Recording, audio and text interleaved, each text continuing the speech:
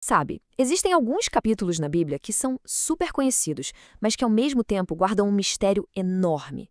João 3 é um deles. Tudo começa com uma conversa secreta, no meio da noite, e termina numa das declarações de fé mais famosas do mundo. Vamos mergulhar juntos nessa passagem para entender por que essa conversa de séculos atrás ainda é tão transformadora hoje. A nossa história se passa em Jerusalém, o coração da vida religiosa de Israel. E o cenário tem dois personagens principais. De um lado, um líder religioso super respeitado, um mestre da lei, e do outro, um novo mestre cujos sinais e milagres estavam, digamos, agitando as coisas na cidade. E o nome desse líder era Nicodemos. Olha, ele não era qualquer um, não. Sendo fariseu, ele era um guardião rigorosíssimo da lei judaica. E mais, como membro do Sinédrio, a suprema corte da época, ele era simplesmente um dos 70 homens mais poderosos da nação. Um homem com status, um conhecimento e uma influência gigantescos. Mas o que intriga de verdade é que esse homem tão importante procura Jesus escondido, sob o manto da escuridão. O encontro acontece à noite. Por que tanto segredo? Essa escolha de horário já nos diz muito. Sugere uma busca por respostas longe dos olhares curiosos, talvez por medo, ou quem sabe por uma dúvida que ele jamais ousaria admitir em público, à luz do dia. O teólogo J.C. Ryle resumiu essa tensão de forma brilhante. Ele sugere que a noite física de Nicodemos era, na verdade, um espelho da sua noite espiritual. Ele tinha toda a religião, todo o conhecimento, mas ainda buscava uma luz que ele sentia que não possuía. Nicodemos começa a conversa com um elogio, reconhecendo que Jesus era um mestre vindo de Deus. Mas Jesus não perde tempo com formalidades. Ele vai direto ao ponto, direto ao coração do problema, e introduz um conceito totalmente radical que vai definir toda a conversa: a necessidade de nascer de novo. E essa declaração dá o pontapé inicial para o enigma central do capítulo. O que exatamente significa isso de nascer de novo? É esse o mistério que a gente vai tentar desvendar agora. A confusão de Nicodemos é imediata, e vamos combinar, é super compreensível. Ele está interpretando as palavras de Jesus ao pé da letra, de forma física.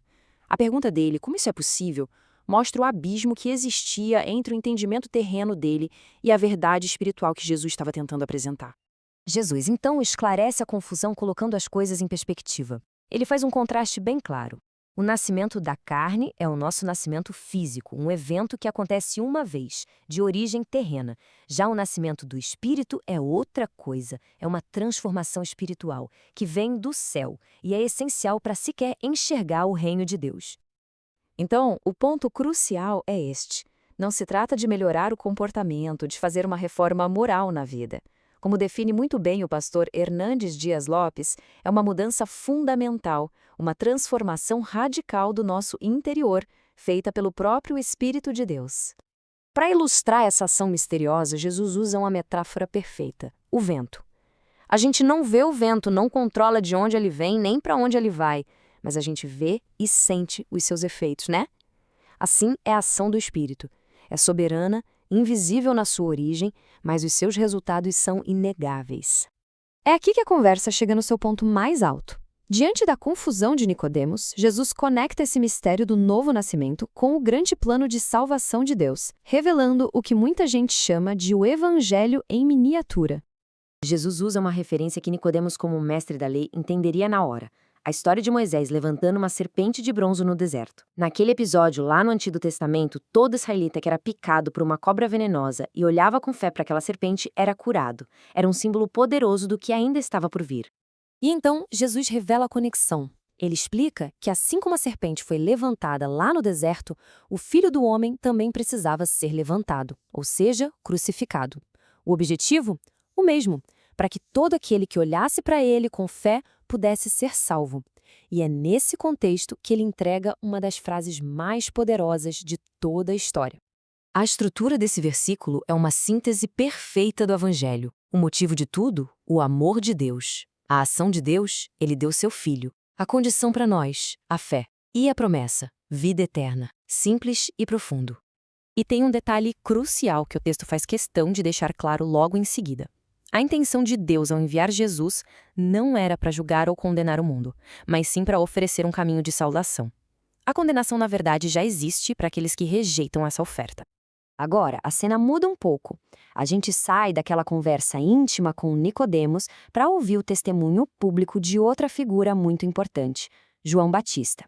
E o que ele diz reforça de um jeito inesquecível quem Jesus realmente é. O ministério de Jesus estava ganhando cada vez mais força, e muita gente começava a segui-lo. Os discípulos de João Batista viram isso com uma certa preocupação, quase como se fosse uma competição. Eles chegam para João e falam: Mestre, aquele cara, todo mundo está indo até ele. A resposta de João Batista é uma verdadeira aula de clareza de propósito. Ele não demonstra um pingo de inveja ou rivalidade. Ele entende perfeitamente que o papel dele e o de Jesus foram definidos por Deus. Ele sabe que ele é só o precursor, a voz que veio para preparar o caminho. E então, ele solta esta frase extraordinária, que é, sem dúvida, uma das maiores declarações de humildade de toda a Escritura. O propósito dele não era construir o próprio nome, mas apontar para Cristo. A alegria dele era ver Jesus sendo exaltado, mesmo que isso significasse que ele mesmo teria que sair dos holofotes.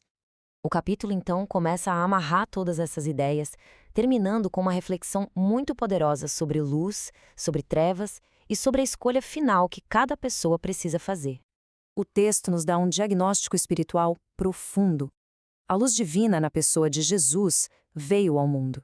No entanto, a tendência natural humana é preferir a escuridão, porque as obras são más e a luz tem esse poder de expor tudo. Esse é o conflito central da nossa condição. Então, o que a gente tira de tudo isso?